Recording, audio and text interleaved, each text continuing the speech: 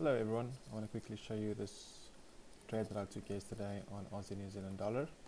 You can see on the 4-hour price rejecting and stepping down.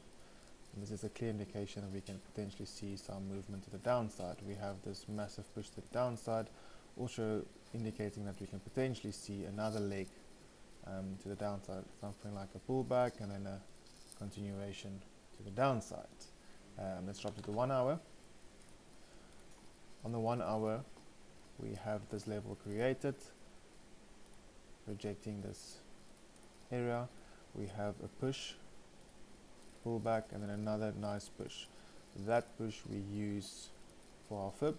We can put a fib from the high to the low, and we can indicate that price indicates this level, the 61.8 and 50% pocket. So this is a potential place where price can go into. So we could potentially see a slowdown, price coming up, rejecting this level, and then continuing to the downsides. Let me just show you what happened. We had a nice retracement.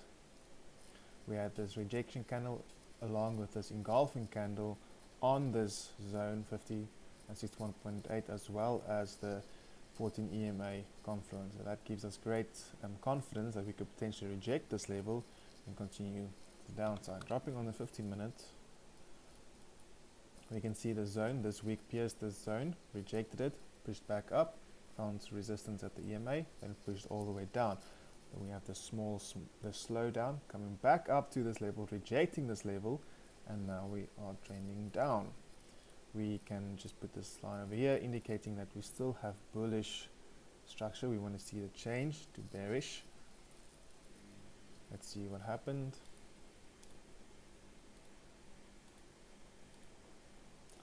This is great. Here we have our previous low, which is broken. We have the EMA. We see price coming back to test that level. Price could potentially come back again to reach for a second test and then continue down to the downside. So we could potentially, what I did, I had my sell limit there. My stop loss was just above the structure, either this structure or the overall structure, but for this example, let's say this structure. I'll take profit. We take from a Fibonacci from the high to the low. So it's like a reverse fib. We take it from this high to this low. That's our Fibonacci. I would say use for targets. Our first target is always the minus 27.2%. Let's just plot a line there, and we have that. I always just put it a bit above, just to make sure for spreads and just to make sure that we do hit take profit and it doesn't reverse on us a few pips from take profit. We can delete this line now. I just clean it up a bit. Okay, we rejected this level. We are in a downtrend, so we could potentially see the next push to the downside.